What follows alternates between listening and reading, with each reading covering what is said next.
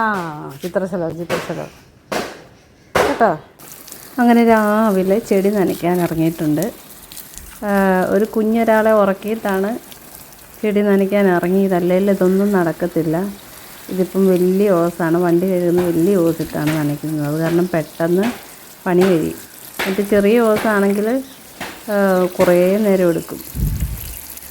അതിപ്പം അടുത്ത് ചെന്നിട്ട് ഒഴിക്കാനും പറ്റത്തില്ല, ഭയങ്കര ഫോഴ്സിലാണ് വെള്ളം വരുന്നത്.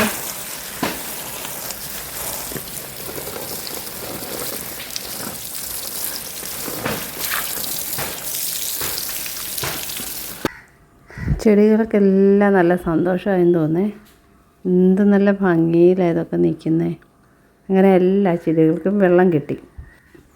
വെള്ളം ഒഴിച്ച് കഴിഞ്ഞപ്പോഴേക്കും നല്ല വിടർന്ന് നിന്നിരുന്ന പൂവിൻ്റെ ഒരു ഇതളങ്ങ് കൊഴിഞ്ഞു പോയേ. കുറച്ച് ചെടികൾ ഇങ്ങനെ തൈ പിടിപ്പിക്കാൻ വെച്ചിട്ടുണ്ട്. ഇതൊക്കെ മേടിച്ചതൊക്കെ ഒന്ന് പിടിച്ച് കിട്ടാൻ വേണ്ടി ഈ വശത്ത് ഇങ്ങനെ വെച്ചിരിക്കുകയാണ്. പിടിച്ച് കിട്ടാൻ വേണ്ടി വെച്ചിരിക്കുക ഇതൊക്കെ.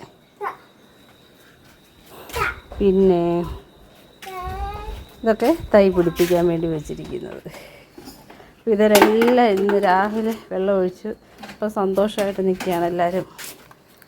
കുറച്ച് വാട്ടം ഉണ്ടായിരുന്നു. കണ്ടോ, എലിയുടെ പണിയാണെന്ന് തോന്നുന്നത്. ഇങ്ങനെ മൂട് മാന്തി വെച്ചേക്കുന്നുണ്ടോ?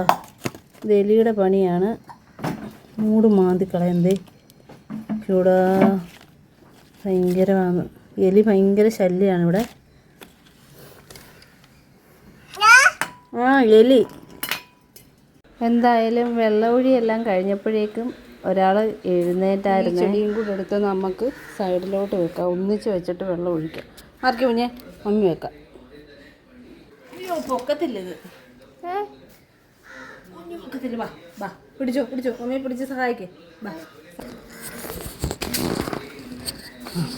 കണ്ടോ, ബോള് വീണ കണ്ടു കൂട്ടാ.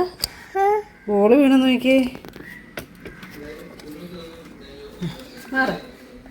ഇതെടുത്ത് അവിടെ വൃത്തിയാക്കിക്കേ. ഇതവിടെ വെള്ളം തോത്തേ.